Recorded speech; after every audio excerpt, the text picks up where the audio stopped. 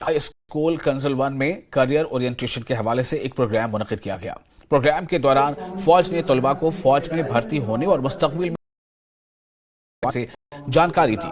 तलबा ने फौज की जानिब से प्रोग्राम मुनक्किद करने पर फौज का शुक्रिया अदा किया। 11 बच्चों की, ठीक है, वो वाला रहता है।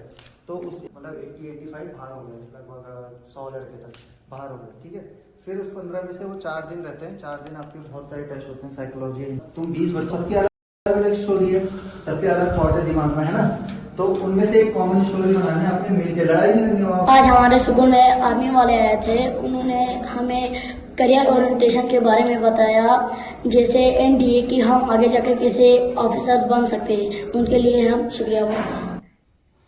भारतीय फौज ने अवाम की जिंदगियों को बेहतर बनाने और दूर दराज के इलाकों में आबादी तक रसाई के लिए एक मुहिम का आगाज किया है।